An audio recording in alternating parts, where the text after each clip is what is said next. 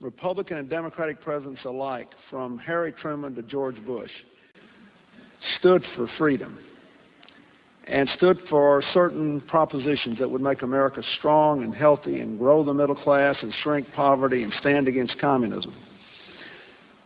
And after 1989, President Bush said, and it's a phrase that I often use myself, that we needed a new world order. You were both in Skull and Bones, the secret society. It's so secret we can't talk about it. What does that mean for America? The conspiracy theorists are going to go I'm wild. sure they are. I don't know. I haven't seen the web. Number 322? First of all, he's not the nominee. And, look, I look forward... Are you prepared to lose? No, I'm not going to lose. You both were members of Skull and Bones, a secret society at Yale. What does that tell us? Not much, because it's a secret. We have before us the opportunity to forge for ourselves and for future generations a new world order, a world where the rule of law, not the law of the jungle, governs the conduct of nations. When we are successful, and we will be, we have a real chance at this new world order, an order in which a credible United Nations can use its peacekeeping role to fulfill the promise and vision of the UN's founders.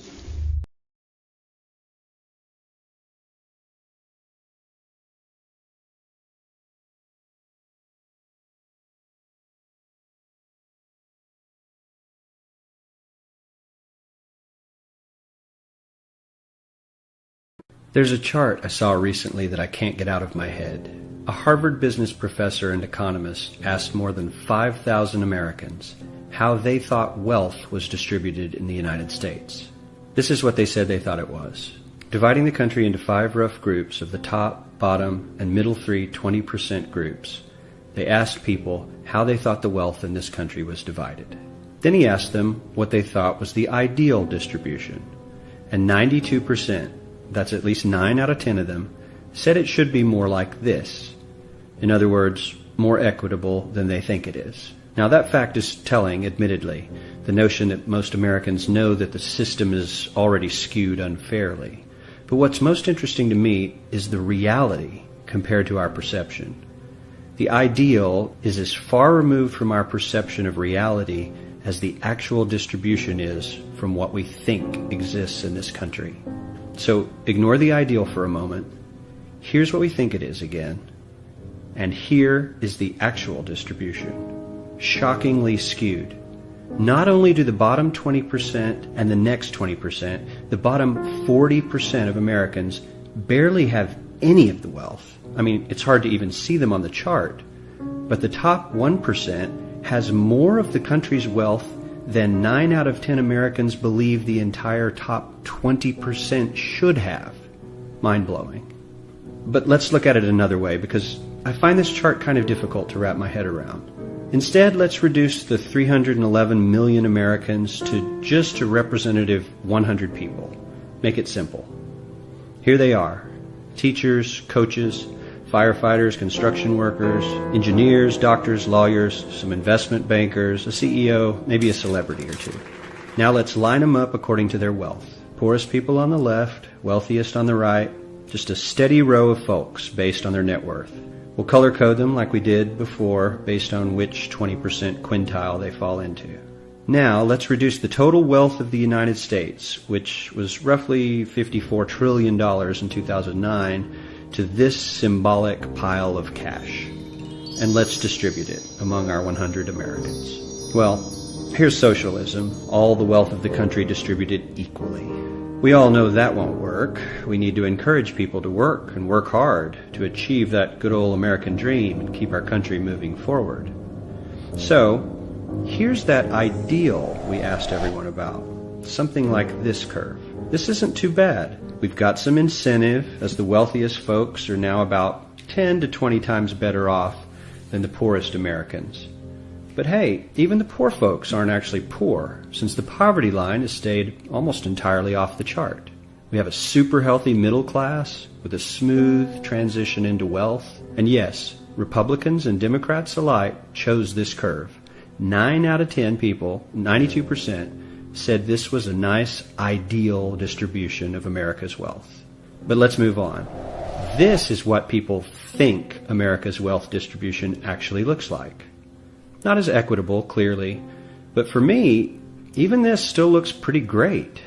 Yes, the poorest 20 to 30% are starting to suffer quite a lot compared to the ideal, and the middle class is certainly struggling more than they were, while the rich and wealthy are making roughly 100 times that of the poorest Americans and about 10 times that of the still healthy middle class. Sadly, this isn't even close to the reality. Here is the actual distribution of wealth in America. The poorest Americans don't even register.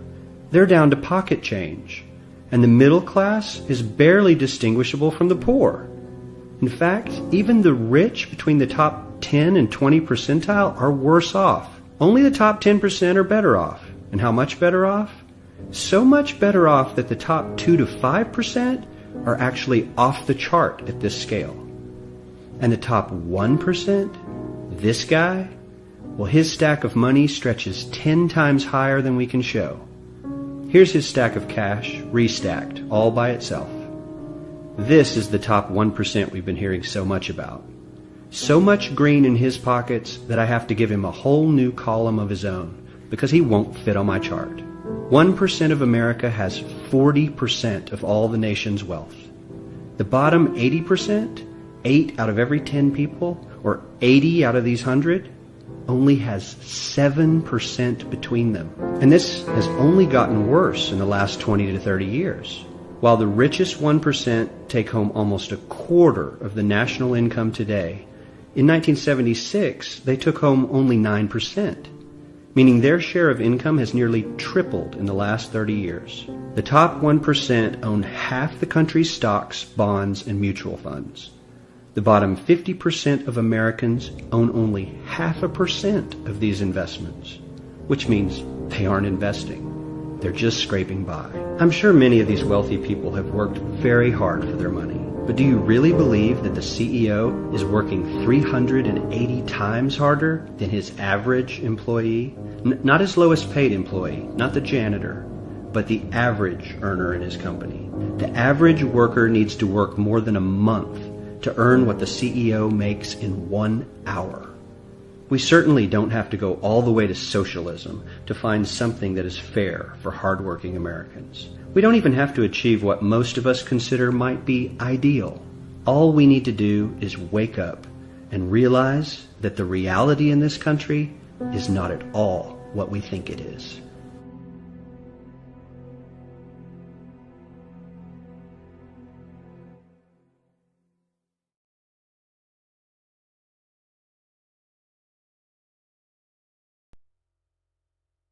Every human on this planet is enslaved, whether they know it or not.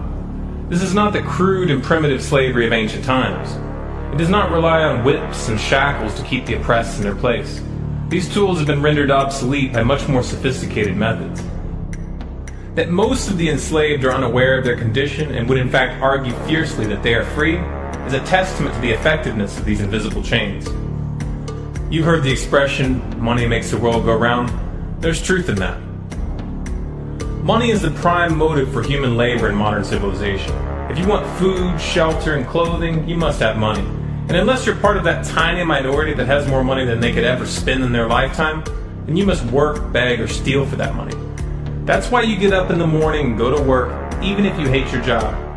And that's why the specter of unemployment is more terrifying for most people than the prospect of spending 50 years of their life performing menial tasks within the confines of a fluorescent-lit cubicle. Of course, in Western countries, some are fortunate enough to have pulled away from the brink and do not live in fear that their basic needs will be met, at least for now. And yet they keep spinning the hamster wheel. Why is that? Could it be because money and the bling that it buys have become symbols of status and prestige? Money offers an illusory form of social validation, but even those who are not caught up in distinguishing themselves by how much they accumulate still must acknowledge the social stigma that comes with poverty. The combination of these primal motivators, the need for food, shelter, clothing, and social validation, is a very powerful force. It's enough to drive humans to engage in all forms of activity, even to the point of harming themselves or others in the process. The accumulation of money is therefore an accumulation of social and psychological power, and those who control the creation of money control this power at its source. So who controls the creation of money? Well, in the case of the US dollar, it's not the government. This shouldn't be an earth-shattering revelation. The fact that the Federal Reserve is a private institution owned by a cartel of the world's most powerful banks is quickly becoming common knowledge. Even the mainstream media doesn't deny it at this point. However, the full extent of what this means is only clear when you understand how the banking system really works. And unfortunately, this isn't something we're taught in school. Once you have it explained to you in simple terms, you'll understand why. Every dollar in circulation is loaned into existence by a bank. The process begins with the Federal Reserve when they loan out money to the US government and to other entities. You've probably heard this talked about before, especially in regards to the interest rate on those loans, which the Federal Reserve raises and lowers depending on economic conditions. But what's never talked about in the mainstream is the fact that the Fed isn't actually loaning out money that they have. They are merely typing those dollars into existence on a computer. You may be inclined to believe that this money is based on some physical backing like gold, but you would be mistaken. The Federal Reserve hasn't owned any gold since the 1930s. The Federal Reserve does not own any gold at all. We have not owned gold since 1934. So we have not engaged in any gold swaps. When the Federal Reserve loans money to the U.S. government gives the Federal Reserve government bonds in exchange. These bonds are simply written promises to pay back the money that was loaned to them with interest through taxation. So to be clear here, the government is taking out a loan from a bank that is creating that money out of thin air, and they're expecting you, the taxpayer, to cover that loan. The absurdity of this arrangement is even more obvious when you realize that up until 1913, the US government created its own money and had no need for a bank to play the part of a middleman. That new money loaned out by the Federal Reserve enters circulation through the banks, accumulates in the banks, and in the end the banks end up holding all the cards, not necessarily for the reasons you may imagine. Contrary to popular belief, the majority of money in circulation isn't actually created by the Federal Reserve, but rather by the ordinary banks that businesses and individuals use for their checking, savings, and mortgages. How is this possible? Well, like the Federal Reserve, ordinary banks are allowed to loan out money that they don't have. There are, of course, restrictions. Banks are only allowed to loan out 10 times the amount of money that they actually have. So if Wells Fargo has $1,000, they can loan you $10,000, and they expect you to pay back that $10,000 plus interest. This is called fractional reserve banking. 75% of all money in circulation is created in this manner. Now, as bad as this may seem, this is really only the tip of the iceberg. Most banks structure payment plans so that for many years, you're paying almost nothing but interest, and only start paying down the principal gradually. The result of this strategy is that in most cases, you pay far more in interest when you purchase a house than the house itself is worth. So here's the real question. If all money is created through loans, where does the money come from to pay for the interest? Let's say we reset the system to zero, loan $1,000 into existence, and charge 7% interest. We now have a total of $1,000 in the system, but we owe $1,000 plus interest, and that's more. The interest ensures that there's always more debt than money in circulation, because the money to pay the interest doesn't exist. Never has, never will. This would be obvious if there was only one loan being issued to one person in this manner, but when performed on a global scale, the reality is hidden and is transformed into a game of musical chairs where the person ending up without a seat faces bankruptcy and financial ruin. Because every dollar in existence is tied to a debt, this creates an unseen force that draws those dollars back to the banks, kind of like gravity attracts a physical object to Earth. The catch here is that it's the labor of the people that moves that money. Every hour that you work to pay back a loan or to keep the government from throwing you in jail over income taxes is an hour worked for the banks. The total receipts from personal income taxes just barely covers the interest on the national debt. And even the principal for that debt all ends up back in the hands of the banks. And remember, that bank created that money out of nothing. Once you understand that the money that banks loan out isn't actually an asset, but is in fact a piece of legal fiction, it should be clear that you're working for these banks for free. This is a cleverly disguised form of slavery. If you manage to pay your monthly payments, then you are a successful slave, and you are allowed to keep the material comforts that come with that status. But if for some reason you fail to make those monthly payments, then the bank or the IRS comes to take your house, your car, and anything else you have of value. And if somehow, even with this enormous financial advantage, the banks still get themselves into trouble, you, the taxpayer, will be forced to bail them out. No matter what, the banks win. To say the game is rigged is an understatement. You might be inclined to think that if you live outside the United States and you don't use dollars, then this situation has no bearing on your life. But you would be wrong. The dollar is both the world reserve currency and the only currency in which oil is sold on global markets. This is often referred to as the petrodollar status. This means that wherever you live, whether your country is an oil exporter or an oil importer, you are affected. If your country is an oil importer, then you are affected by the fact that in order to keep your country running, you have to acquire dollars. To acquire those dollars, you have to send goods and services to the United States or to someone else who did. Likewise, if your country is an oil exporter, you are affected by the fact that you send your oil to the U.S. in exchange for this debt-based money. You are exchanging something of real and tangible value for digits on a screen. And if for some reason the leadership of your country grows tired of this arrangement and tries to pull off the dollar, you'll quickly find the United States military at your doorstep ready to open up a can of democracy on you. Iraq learned this the hard way when they switched their oil sales to euros in 2000, and Libya when they tried to organize a gold-based currency for Africa. Debt-based money is a masterpiece of social engineering, the ultimate tool of the ruling elite. Yet in reality, the whole thing is nothing more than a construct of belief. Our chains are the chains of the mind, and the path to freedom must also begin in the mind. If we want a better future for our children and grandchildren, then we must work right now to reach a critical mass of awakening. Why did the United States attack Libya, Iraq, Afghanistan, and Yemen? Why are U.S. operatives helping to destabilize Syria? And why is the United States government so intent on taking down Iran, in spite of the fact that Iran has not attacked any country since 1798? And what's next? What are we headed for? When you look at the current trajectory that we're on, it doesn't make any sense at all if you evaluate it based on what we're taught in school. And it doesn't make any sense if you base your worldview on the propaganda that the mainstream media tries to pass off as news. But it makes perfect sense once you know the real motives of the powers that be. In order to understand those motives, we first have to take a look at history. In 1945, the Bretton Woods Agreement established the dollar as the world reserve currency, which meant that international commodities were priced in dollars. The agreement, which gave the United States a distinct financial advantage, was made under the condition that those dollars would remain redeemable for gold at a consistent rate of $35 per ounce. The United States promised not to print very much money, but this was on the honor system, because the Federal Reserve refused to allow any audits or supervision of its printing presses. In the years leading up to 1970, expenditures in the Vietnam War made it clear to many countries that the U.S. was printing far more money than it had in gold. And in response, they began to ask for their gold back. This, of course, set off a rapid decline in the value of the dollar. The situation climaxed in 1971 when France attempted to withdraw its gold and Nixon refused. On August 15th, he made the following announcement. I have directed the Secretary of the Treasury to take the action necessary to defend the dollar against the speculators. I have directed Secretary Connally to suspend temporarily the convertibility of the dollar into gold or other reserve assets, except in amounts and conditions determined to be in the interest of monetary stability and in the best interest of the United States. This was obviously not a temporary suspension, as he claimed, but rather a permanent default. And for the rest of the world who had entrusted the United States with their gold, it was outright theft. In 1973, President Nixon asked King Faisal of Saudi Arabia to accept only U.S. dollars as payment for oil and to invest any excess profits in U.S. Treasury bonds, notes, and bills. In return, Nixon offered military protection for Saudi oil fields.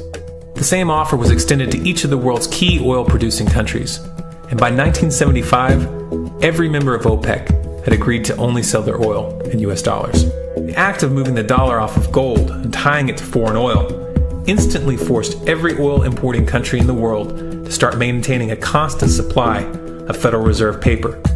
And in order to get that paper, they would have to send real physical goods to America. This was the birth of the petrodollar. Paper went out, everything America needed came in, and the United States got very, very rich as a result. It was the largest financial con in recorded history.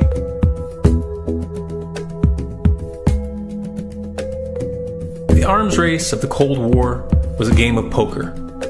Military expenditures were the chips, and the U.S. had an endless supply of chips. With the petrodollar under its belt, it was able to raise the stakes higher and higher, outspending every other country on the planet, until eventually U.S. military expenditures surpassed that of all other nations in the world combined.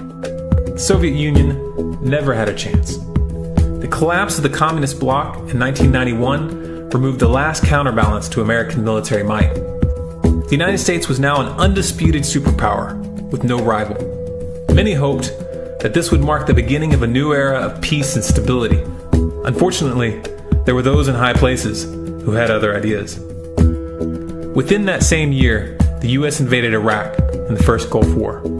And after crushing the Iraqi military and destroying their infrastructure, including water purification plants and hospitals, crippling sanctions were imposed which prevented that infrastructure from being rebuilt.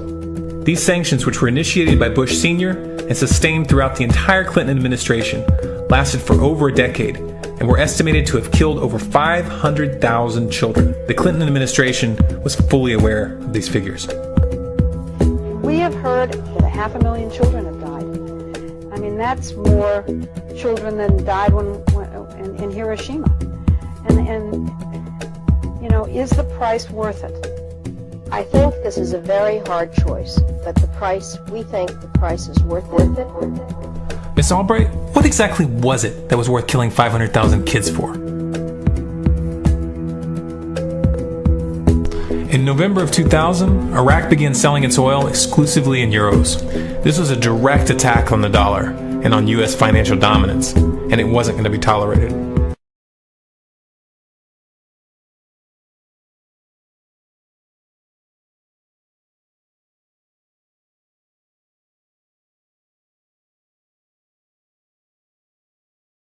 In response, the U.S. government, with the assistance of the mainstream media, began to build up a massive propaganda campaign claiming that Iraq had weapons of mass destruction and was planning to use them. In 2003, the U.S. invaded, and once they had control of the country, oil sales were immediately switched back to dollars. This is particularly notable due to the fact that switching back to the dollar meant a 15 to 20% loss in revenue due to the euro's higher value. It doesn't make any sense at all unless you take the petrodollar into account.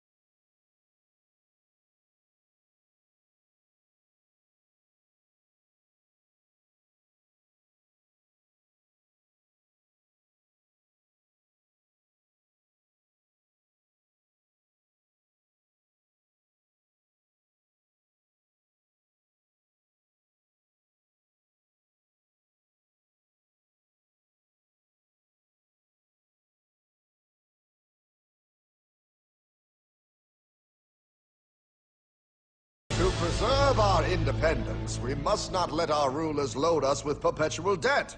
We must make our choice between economy and liberty or profusion and servitude. Wow. I place economy among the first and most important of Republican virtues, and public debt is the greatest of the dangers to be feared. It is incumbent on every generation to pay its own debts as it goes. We must have a central bank to secure this country's finances. If the American people ever allow private banks to control the issue of their money, first by inflation and then by deflation, the banks and corporations that will grow up around them will deprive the people of their property until their children will wake up homeless on the very continent their fathers conquered.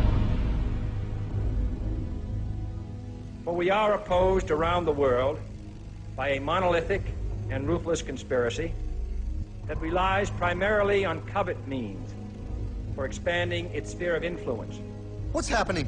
Where am I? I believe perhaps you understand now, pal, but you are afraid. JFK, Hartman, what does this have to do with my house and my dog? Oh, okay, that's enough. I want to go home now. This is the last president to stand up to the Fed. You must see. On June 4, 1963, President Kennedy signed Executive Order 11110. This executive order empowered the U.S. Treasury to issue real money without the Fed. It would have worked. Kennedy's plan to dismantle the Federal Reserve machine had begun. 6 months later, John F. Kennedy went to Dallas and never returned. No way. No way they could do that. The new president, Lyndon Johnson, threw out Kennedy's order. And since JFK, no president has dared confront the secret powers behind the Federal Reserve. They consolidate bigger and bigger banks, print more and more money, accountable to no one, decimating our nation's wealth for the benefit of a few. Why? Why do this?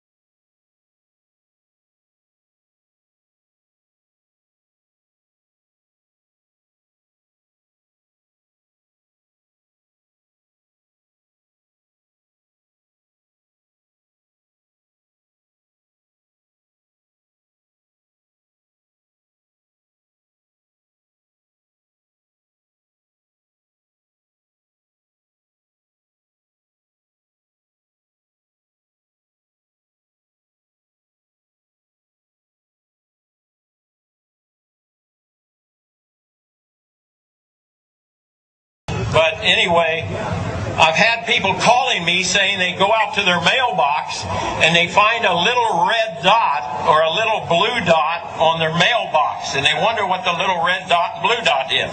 Well, it's marking your mailbox by the government, so when foreign troops come in here on us after martial law, if you have a red dot on your mailbox, they take you out immediately and shoot you right in the head.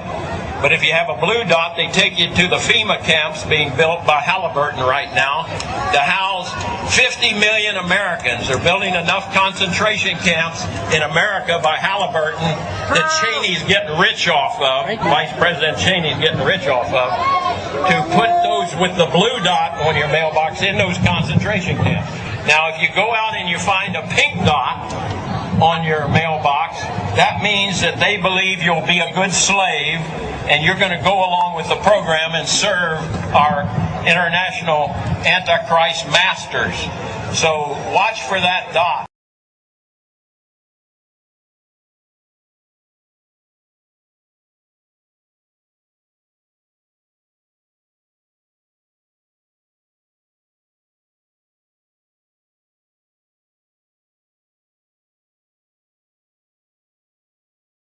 Have you heard that the Department of Homeland Security has purchased 1.6 billion rounds of ammunition last year? I mean, that's going to cost millions and millions of dollars. Correct me if I'm wrong, but isn't this country broke? I mean, you turn on the TV, you hear how we're laying off air traffic controllers, how people are going to die because of it. I mean, Harrison Ford is in a tizzy, and we're spending this much money on bullets? Do you know that 1.6 billion rounds of ammunition is enough to fight a 20-year war and still have bullets left over? My question is, who is the Department of Homeland Security planning to shoot? Do you realize that over the past couple of months, our government has tried to pass bills through Congress allowing them to arrest American citizens without due process, allowing them to kill American citizens without due process? An ad hoc legal approach for fighting terrorism. President Obama today proposed something new, something called prolonged detention. Doesn't sound that bad, right? Prolonged detention. Did you ever see the movie Minority Report? It was based on a Philip K. Dick short story. Came out in 2002. It starred Tom Cruise, remember? He played a police officer in something called the Department of Pre-Crime. Pre-crime is where people are arrested and incarcerated to prevent crimes that they have not yet committed. Mr. Marks, by mandate of the District of Columbia Pre-Crime Division, I'm placing you under arrest for the future murder of Sarah Marks and Donald Dubinos. Take place today, April 22nd, at 0800 hours, 4 minutes. No, I didn't do anything. You didn't do anything, but you're gonna. Future murder. Creepy, right? Putting somebody in jail not for what they've done, but for what you're very sure they're going to do? There may be a number of people who cannot be prosecuted for past crimes. In some cases because evidence may be tainted, but who nonetheless pose a threat to the security of the United States. We're not prosecuting them for past crimes, but we need to keep them in prison because of our expectation of their future crimes.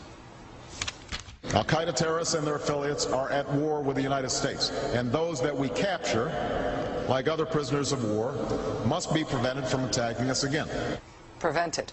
We will incarcerate people preventively. Preventive incarceration. Indefinite detention without trial. That's what this is. That's what President Obama proposed today, if you strip away the euphemisms. One civil liberties advocate told the New York Times today, quote, "We've known this was on the horizon for many years, but we were able to hold it off with George Bush. The idea that we might find ourselves fighting with the Obama administration over these powers is really stunning." And it is stunning. And it's got the 5 regions for the FEMA camps, and it talks about barricades and barbed wire and armed guards, and it says that they've built the camps and that now they need to get ready to staff them, and that they need to be ready within a 72-hour period. And so I want to challenge everybody to call their friends and their families now and realize that the new economy is to put tens of millions of people, we already have the biggest prison population in the world, in this archipelago, this giant chain of facilities all over the country. The following video details the contents of a Department of Defense document entitled Internment and Resettlement Operations, also known as FM 3-39.40. The document is 325 pages long and it is signed by Joyce E. Morrow, Administrative Assistant to the Secretary of the Army. It was created in 2010, however, has just been recently leaked to the public via the internet and can now be downloaded from multiple sources. In the description below, you'll find a download link for the document. I strongly encourage you to download it yourself and to verify everything that's being said here. The document outlines military procedures for internment and resettlement of civilians, and it describes the layout and the administration of these internment camps. It clearly states on page 38 that it applies within U.S. territory, and it specifically addresses the detainment of U.S. citizens, as is indicated by the identification procedures for new prisoners on page 146, which states that social security numbers are to be recorded alongside their photograph and fingerprints. Included in the list of organizations which may be involved in these internment operations are the Department of Homeland Security, FEMA, the Department of Defense, and the United Nations. On page 56, the document outlines the responsibilities of psychological operations officers within the camps, among which it states that a PSYOP officer develops and executes indoctrination programs to reduce or remove antagonistic attitudes and identifies political activists. On page 281, the document goes into more detail regarding the role of psychological operations within the camps, specifically in regards to pacifying the population and ensuring cooperation. On page 238, it gives the conditions for the use of deadly force in such camps. Among the justifications for lethal force, it includes to terminate an active escape attempt. That point right there should make it clear that these camps are not benevolent disaster relief type facilities. On page 244, the document calls for the use of snipers during riots to, quote, scan a crowd and identify agitators and riot leaders for apprehension and fire lethal rounds if warranted. On page 260, it shows the basic layout for a facility focusing on detainment. It is depicted with interrogation areas, tribunal areas, and mortuaries. Each detainment facility is designed to hold 4,000 prisoners, and they are depicted with multiple levels of barbed wire separating compartments within the facilities, with a double barbed wire fence enclosing them, and watched over by 24 guard towers. On page 261, the document depicts the layout for what they call civilian resettlement facilities, which are designed to house 8,000 people. Though it uses the word resettlement, the plans show multiple levels of barbed wire dividing the sections of the facility, with double barbed wire fencing on the outside, as well as 16 guard towers. On page 262, the layout for facilities designed for what they call non-compliant prisoners is shown. These camps are designed to hold up to 300 prisoners, they have 3 interrogation centers, and are guarded by 13 guard towers. Now, if there's any question whether these plans are active or just theoretical, this should be settled by the fact that the U.S. Army has been running ads for job positions in these camps since 2009, and apparently, they're still hiring. Once again, if you look in the description, you'll find all the links you need to verify this information. It's important to note here that this document was created in 2010, which was under the Obama administration, and it predates the NDAA of 2012, which authorized military detainment of U.S. citizens. This clearly shows a long-term agenda at work.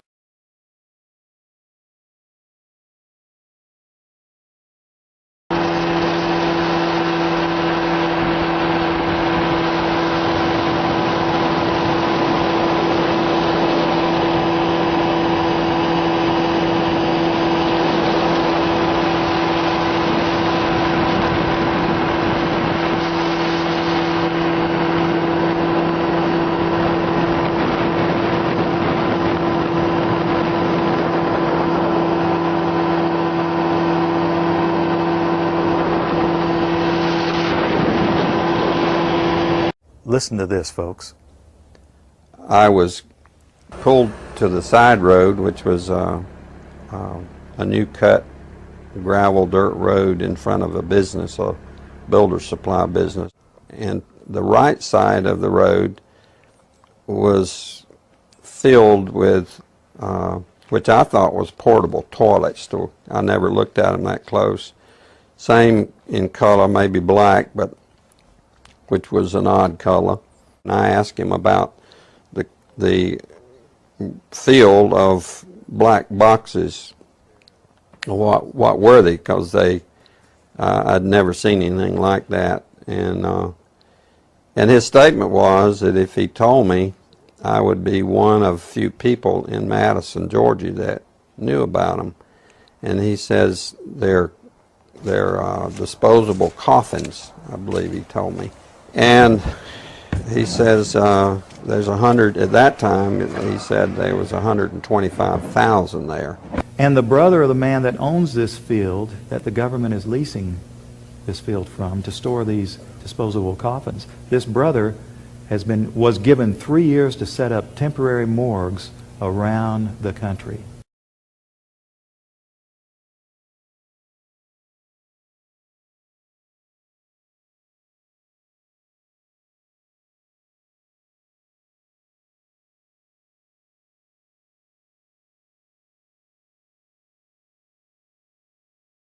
We now have a policy, as exemplified by the FBI brochure from the on counterterrorism, which says people who are defenders of the U.S. Constitution against federal government and the UN, and make numerous references to the U.S. Constitution, should be monitored as potentially murderous and fanatical terrorists.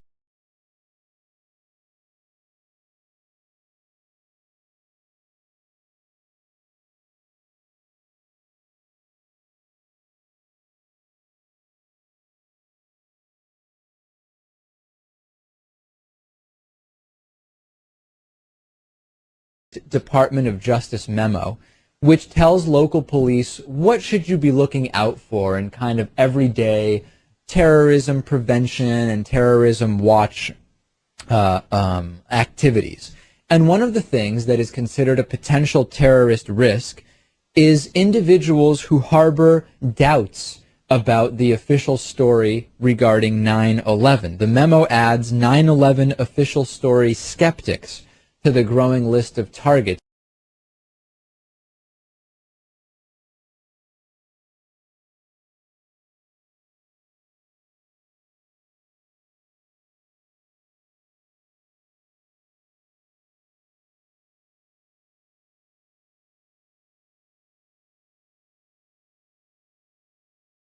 If you go outside the city of Atlanta, go east about 60 or 70 miles to the town of Elberton, and then go north on Highway 77 about 10 miles, you'll find off to the right what's called the Georgia Guidestones.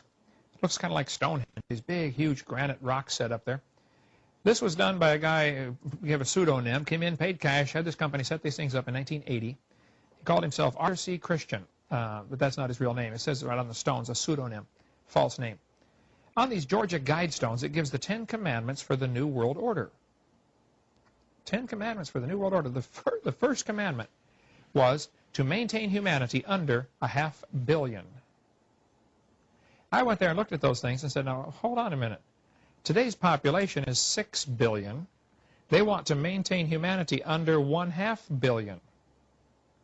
Looks like a lot of people got to die for their plan to work, which is, by the way, the plan.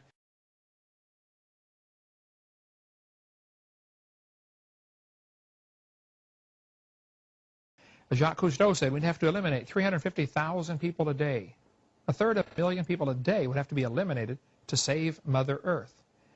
Bill Clinton said we need to reduce the population of the Earth to 1 billion. There are a lot of folks who would like to reduce the population of the Earth. The Bible command is quite the opposite.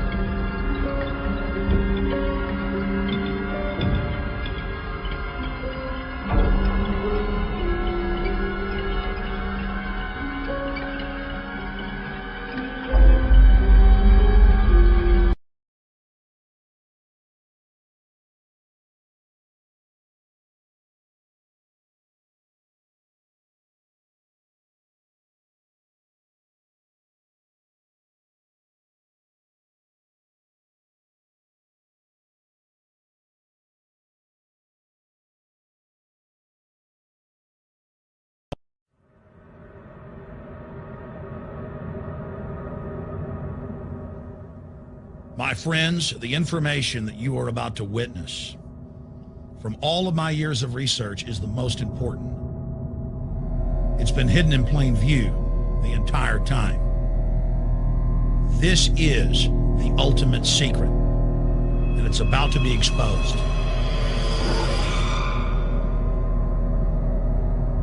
I have hundreds of government documents, textbooks, white papers, where for over 80 years, the elite of the Western world have talked about adulterating food and water to sicken and sterilize the population for the purpose of eugenics. It's all covered in the book Eco-Science, written by the White House science czar, John P. Holdren, where they talk about a planetary police state to carry out the forced sterilization. They also talk about covert systems in the water and food to sterilize the population. Now, this was written decades ago, before he was White House science czar. Now, suddenly, the stuff in this book is all over the news. They're selling it to the public as if it's a good thing. You see here before you what an average person would buy when they went shopping at the store.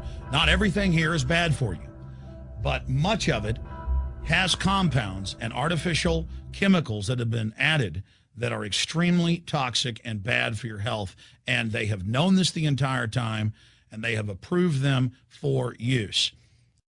Let's start with aspartame.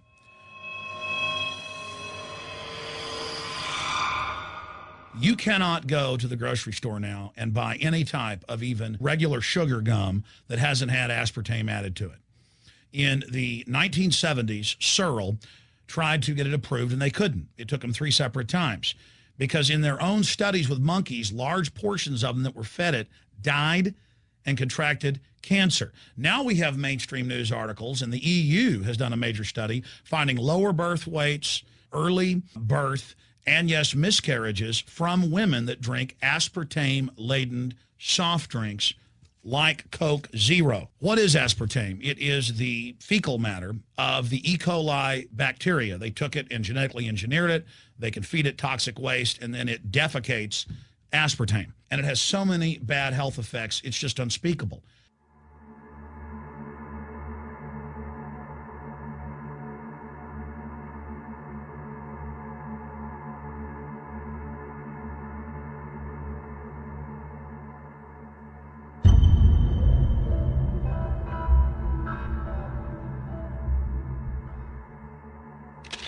This is being done by design. It's also very, very addictive.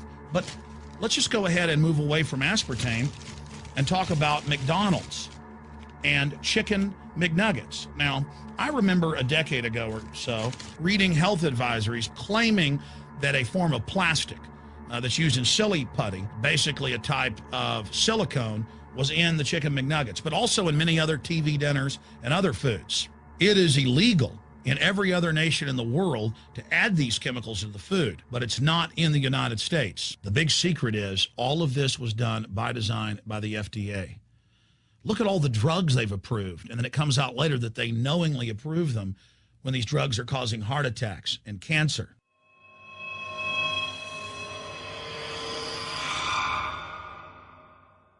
In the Nuremberg trials, it came out that the Nazis were adding sodium fluoride to the water supply in the labor camps and death camps to make the population more docile and controllable. There had been hundreds of university studies before Hitler even came to power. This is a form of forced medication.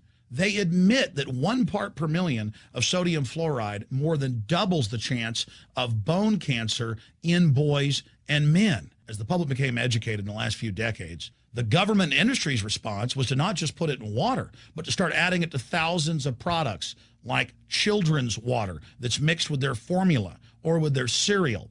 They started adding as much as 900 parts per million in things like powdered eggs.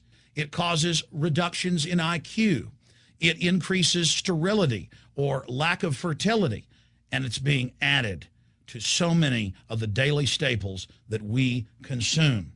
We'll get back to food additives in a moment. But first, I wanted to look at genetically modified organisms.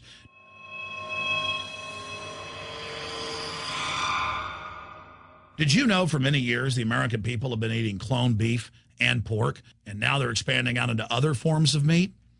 Let's look at salmon first. Major university studies conclusively have proven that the type of genetically modified salmon that is actually a cross species, they've mixed other animal genes in with it, that when this fish is introduced with wild natural salmon, within 40 generations, all of the natural salmon are extinct. And the FDA approved this, and they're going to allow it to be released into the wild. That isn't even a salmon, it is a cross species chimera. It is a mixture like something out of the island of Dr. Moreau, something out of a nightmare.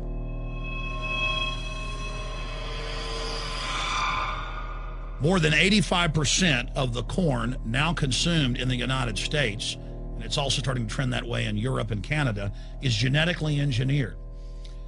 It grows its own pesticide within the corn kernels so that insects won't eat it.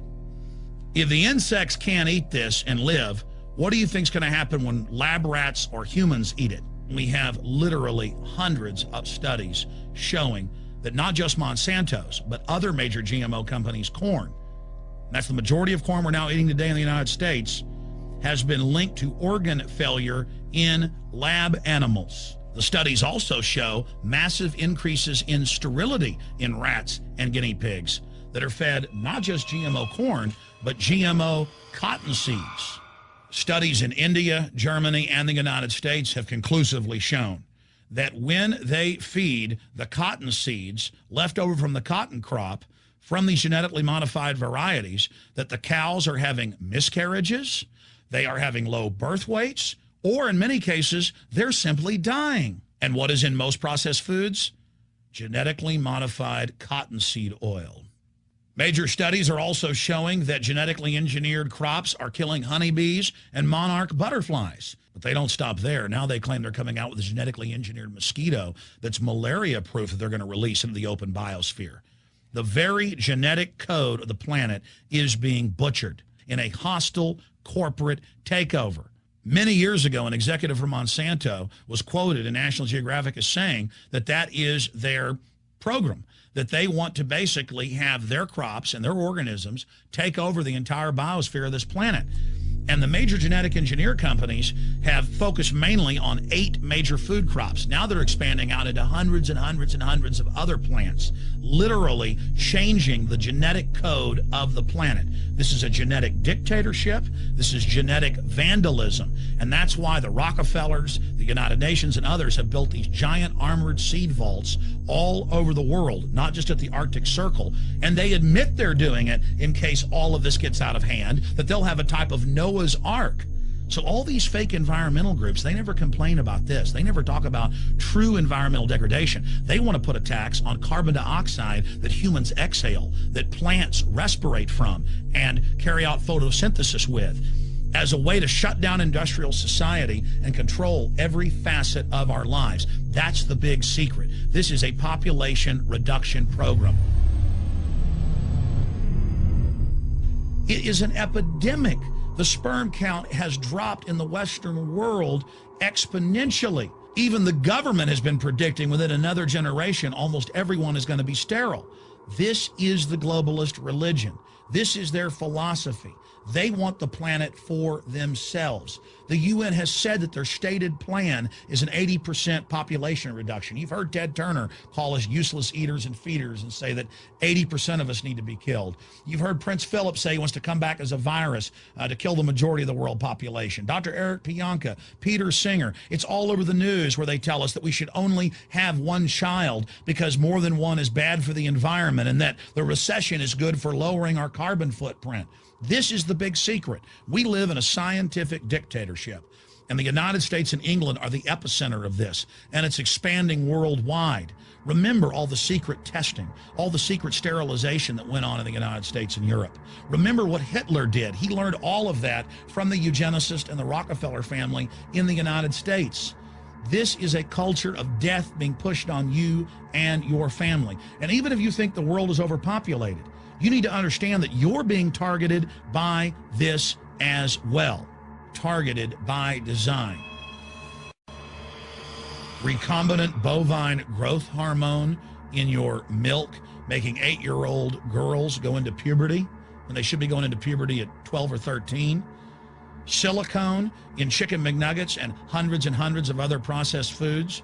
Aspartame, that is the feces of genetically engineered bacteria that has incredible health problems that have been proven. Think for yourself. It goes on and on. ABC News, this goes back 4 years ago. Viral meat spray, advancing food safety. They spray a live virus on the meat to supposedly kill the bacteria. This is a live vaccine they spray on most of the meat you're consuming that you're buying from the store. It gets even worse. The petroleum distillates, or toxic waste that's left over from petroleum refineries that refine oil into gasoline, they take these tens of millions of pounds of toxic waste that's left over, the fluoride, the mercury, the lead, and they dump it on crops as supposed fertilizer. And what do crops like tomatoes and corn and potatoes do? They pull in all of those toxins out of the ground. In fact, scientists for many years have used plants to actually detoxify areas that have been contaminated. And those plants are pulling all of this up, and then you are eating it. That's why the Washington Post reported in January of 2008 that a major study found that nearly a third of the 55 popular brand name foods and beverage products were filled with mercury. Despite the fact that the people of Europe for over 20 years have fought off all the genetically modified wheat and corn and other crops being planted in their nation, now the EU is buckled and is accepting it. The United States is literally a testing ground for all of this. It's just automatically approved. And the people that work for these corporations, they're compartmentalized. They don't know what's going on. The people that work at these stores, they have no idea what's happening. This is affecting all of us. This is hurting everyone. Many different forms of cancer are growing by thousands of percentage points. Diabetes, all these different diseases. And in major studies, it's all been linked to the toxic additives that are in our food, our water.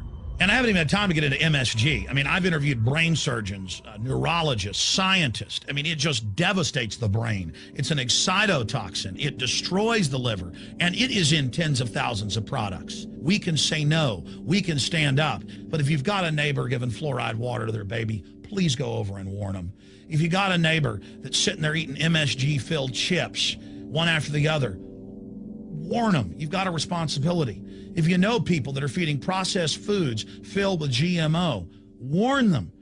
And for God's sakes, don't give it to your own children. If you want to kill yourself, that's your own business. But don't hurt your children. Don't do this, ladies and gentlemen.